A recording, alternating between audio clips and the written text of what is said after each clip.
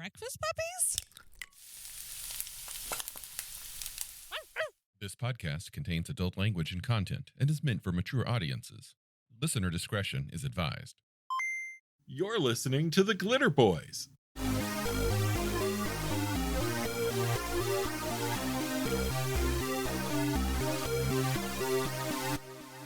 So when I was in my junior year of high school, we took the science class took a field trip, a week-long field trip to Disney World.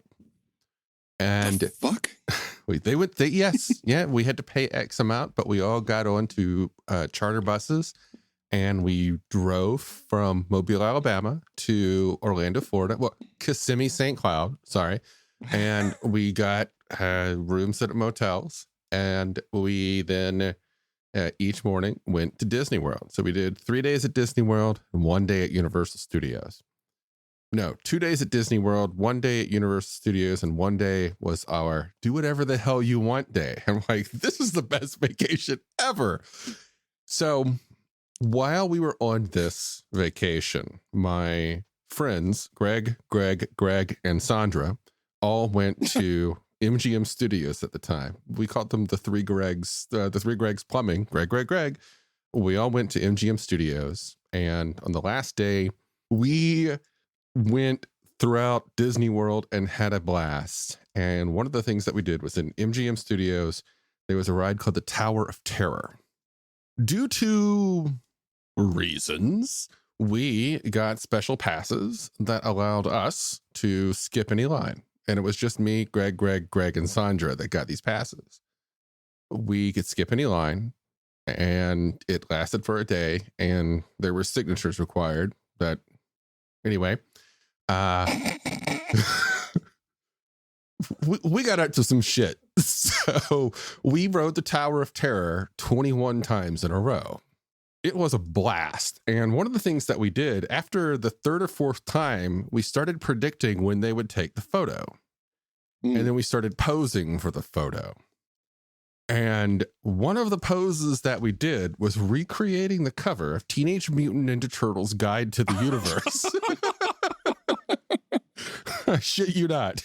We had pulled out a map of Disney World, and we were all like laying around in chairs and pointing at the map and shaking our head. And I have this photo somewhere in a box of memories because that was the one that I liked the most. And it cost me like $30, but That's beautiful. Yeah. This is a great lead in into what a rockin' cover this one has. Again, wraparound. It's great art like in general. many of the TMNT books, a wraparound cover with art going from the front to the back. I really like this cover. It's probably my favorite of the TMNT and other Strangeness covers. Just that's a personal bias, but you know. It's a really good one. I would say it is my favorite of the ones that Eastman and Laird did. Mm-hmm. And as much as I love their art. I really love that Kevin Long cover of the next one we're going to be talking about. But we'll get to that in a bit. Ethan. Again, it should be noted that this is a combat scene. If you look at both, there are alien triceratops in spacesuits closing in, and yet no one is leaping. Everyone has used the bathroom recently. No one. It's not an action scene. It's a slice of life, and I love that. What I like especially about it is only one of the turtles even knows that combat's about to happen. Yeah. Raph's like, dude, the fuck? Yeah, it's good. It's really good. Yeah. Okay, Guide to the Universe. If you have read the original Ninja Turtles comics and you have read past the point where it really gets weird, then all of this stuff is for you. We mentioned the Utroms in a previous episode. If you have watched the cartoon, then you are familiar with a character named Krang. Yeah. The Utroms are what Krang was based on, but the Utroms are nothing like Krang. They're all like nice and peaceful and cool, and they want to get along and hang out and stuff. Mm-hmm. Whereas Krang was just a conniving little asshole. Yeah. This is, it really does take, it allows you as a player to follow the comics. And then what is this? What year? Let's see. It is TMNT Guide to the 87. Mine is 87, yeah. Yeah. So again, I think we're in either single digits or low teens. You know what's lovely about this one is it starts out with what I always feel is underserved whenever you're dealing with air and or space. And that's movement, maneuverability, 3 dimensions, cost, how to put things together. It's always just so underserved. And that is literally how we start right after the table of contents. I gave this a full read of this combat system, going with the whole maneuverability stuff. Mm-hmm. This is good. Yeah. I was going into this expecting it's probably half-assed. It's probably not as good as I remember. No, this is really good. Yeah. Like if you're a fan of the way that Palladium does its combat rolls, then this is an aerial combat system designed to take that a step further and not be cumbersome. What's also interesting is I ended up, when I was reviewing this for the podcast, pulling out my copy of Mutants in Orbit because both of them have 0G vacuum rules, and there's a pretty direct line from one to the other, despite, a fairly substantial time difference. Yeah. Going back to presentation for a second, one thing I really like about this book is it's a wonderful mix of art lifted directly from the comics and art done specifically for this book. Yeah. You know what I didn't look for though was the mechanoid, so I'm just flipping through right now because I know it's what is this one of them? I looked. I didn't see any mechanoids. There's got to be one. It's got to be near the bionics. No mechanoids. Yeah. This is he didn't need to bring in maybe in the mechanoids. gun section. Maybe in the No. The Federat Trooper carrier? No. What page are we looking at? 21. No. I bet it's in here. I'll bet it's in here. Stop everything. No, sorry, go ahead. I mean, all of this looks pretty solidly based in the comics. It does. Yeah. I've been going through the comics again, and we're still in the single digits. Like this is early stuff. It's got to be in here. I'm looking. I like that it has all of these images of Fugitoid, and I do like the fact that the Kickstarter surpassed $1 million, and in doing so unlocked adding Fugitoid as both a mini to the miniatures collection, but also they're going to finally give him some stats. Excellent. Yeah. I like the Triceratons. I think that is one of the few dinosaur types that looks good as a biped. And I didn't expect to, but I really do. Yeah, they look good as a biped. I think their helmets are a little dumb. I mean, yeah. The spike helmet, yeah.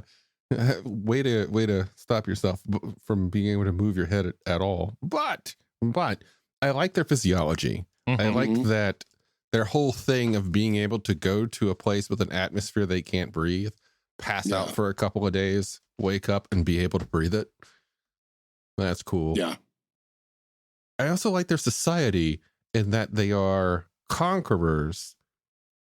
They are unable to not evolve. They are unable to scientifically advance. All of their science is stuff that they have taken from conquered races and incorporated. Yep. Yeah. There's a very Zentradi feel to that. I also do like the subversion of making a inherently herbivorous dinosaur probably the most aggressive race in the galaxy. Yeah. As an ARC player, this sings to me. What I find interesting as well is the Federat. They are the human empire, right? Yep. Yeah. Now, traditionally, you're used to any other RPG where we have the human empire in space, and they're the conquerors. Yep. They're the ones who can't tolerate another species. humans have to dominate everything. America, fuck yeah, kind of space assholes. But these guys are really, really, really good at alliances. Mm-hmm. And it even comes out and says it. They uphold those alliances. It's their strength. It's fascinating. Yep. I don't think I've ever seen that outside of the actual Federation in Star Trek. Yeah. Yeah. It has a very much sci-fi literature of the 60s, 70s, and 80s vibe Mm-hmm. before we got into the 90s with the human supremacist themes being far more prevalent. Yeah. So Everything sucks in space. Yeah. can we talk There's about the adventures? Sure, go for it. Yeah. So they knocked it out of the park with the rules, but then Let me be very careful in what I say here. All right. Bring it. I like Tigers of Tibet as an adventure. Why is it in this book? Yeah. It should have been in the previous one. yeah. Yep. Yeah,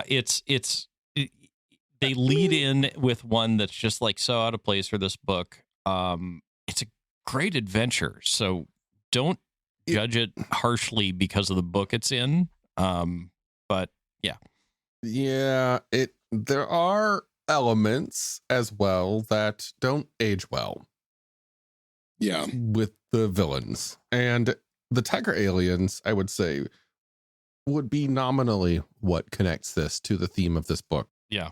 And you could say that maybe it's they opened it with this way so just to sort of start from the normal and then move into yeah, I can see the case for that. the metaphysical stuff. Yeah. I don't know. Everything else, it's the adventures are, again, we got Doc Farrell again. I know people love him. I'm just not a fan. I thought it was better than the last one, at least. But my personal favorite is the next one, which is The Day of the Transmat. That one's actually pretty awesome. Yeah. Yeah. What, like less than a page of content? You get less than a page. Yeah. But you do get random encounters, and I know you love those. So Yes. Yep, I do. And then we get Invasion of the Triceratons. yeah. Also, just a little over a page, counting the art. It's really just a few random tables, Yeah. which Yeah. again, I love. Few random tables and how to apply the results. So if you want a random military invasion, go for it. Yeah. And then about fucking 10 pages of comics, and that's the book. And I really like the comics. I mean, Yeah. I do. Anytime that they do this kind of weird stuff with the Utroms, I really like the Utroms. Like, I don't know. People are always like, "Oh, Krang was so cool. Krang was so evil." It's like Krang was a dick. These guys are great. 100%. Yeah. The disembodied mind, I've never seen why the brain that wouldn't die, so to speak, was always a villain. Like when you look at people with no physicality, they're generally kinder than, ape-suited, fuzzy-chested idiots like me. They tend to be better people. That's actually something that they play on in the comic when they bring in the Utroms because they look so weird and alien. The turtles, upon initially seeing them, are like, "What the fuck?" and they attack. And then there's all different kind of things where they have to deal with that. And then they come back. They finally cycle through like 2 whole comics worth of action, meet the Utroms again, and they're like, "Sorry about that, guys. We're sorry." Yeah. Do you need it? Do you need it? I need that space. I need the pursuits because I tend to do weird shit. And I mean, it's Teenage Mutant Ninja Turtles and other strangeness, I personally think, yes, I agree. It's got all the space stuff. It's got the strangeness. Like it involves the second half of the game's title.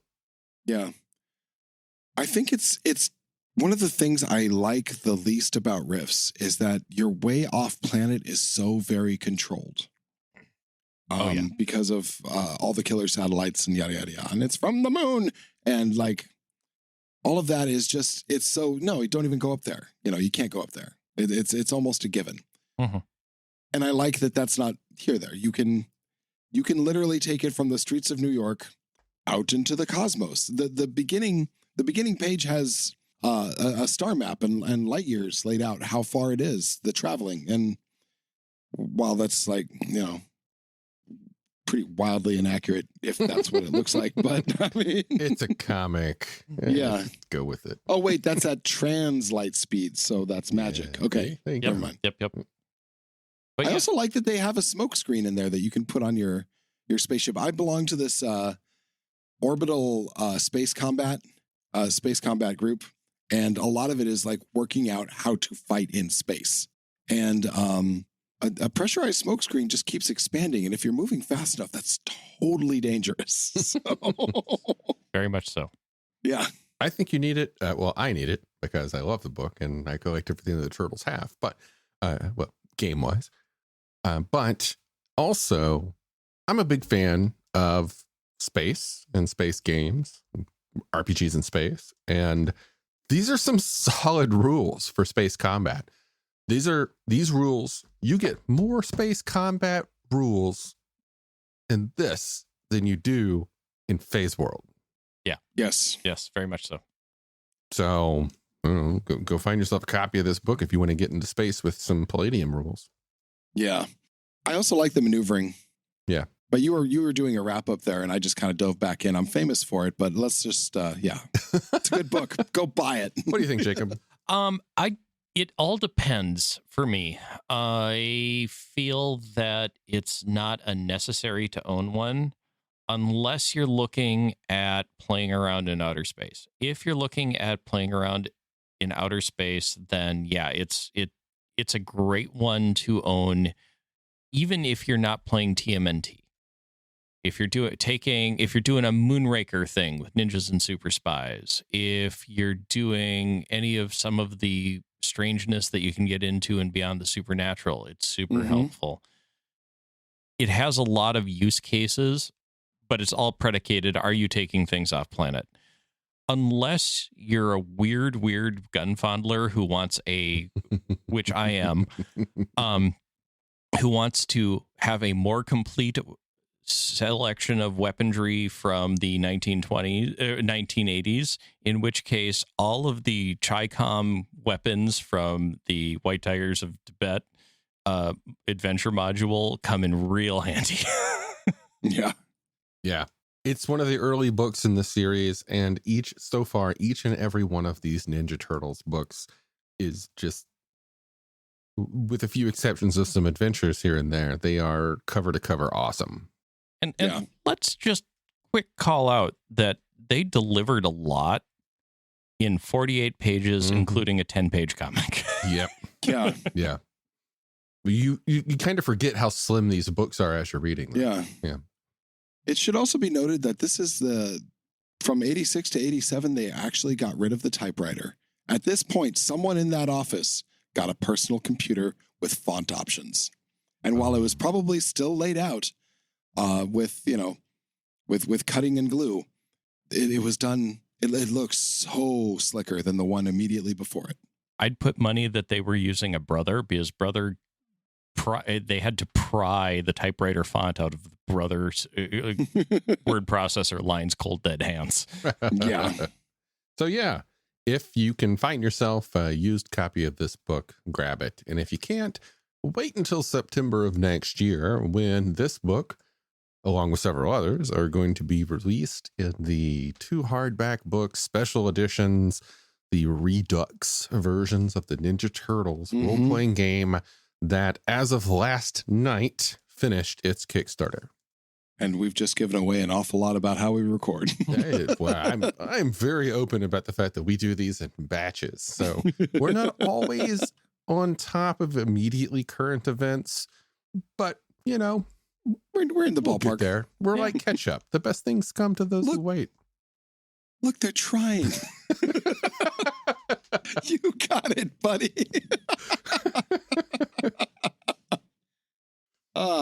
I want to say that you could use this in Robotech, because goddamn it, Robotech didn't have the rules Robotech goddamn needed. And I know they don't still have the rules for Robotech, but I still love Robotech. And if you're still playing Robotech, buy this fucking book. Thought I'd sneak that one in at the end. Thanks for listening. Starships, magic, mystic martial arts, romance.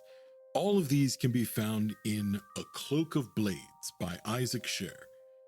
You might have heard my name before. I've done a lot of voiceover work for Breakfast Puppies, and I've recently released my first novel. It's available on Amazon as an ebook and paperback, and you can get it for free if you have a Kindle Unlimited subscription. I do hope you'll support my work as you're supporting Breakfast Puppies, and it's been a pleasure talking with you today. Have a good one.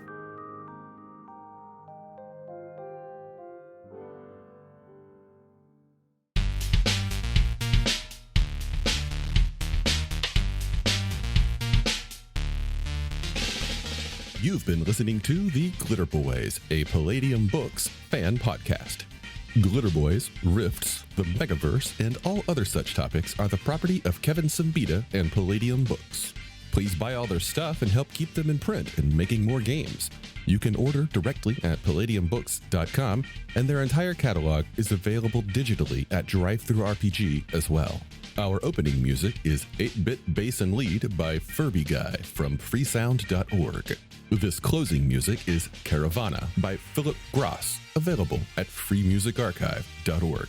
All sound effects used are self-made or acquired via Creative Commons Zero license. If you like what you have heard, find us on Twitter and Facebook as The Glitterbois. That's BOIS. And check us out online at breakfastpuppies.com/glitterboys. And also join us on the Breakfast Puppies Network Discord at breakfastpuppies.com/discord.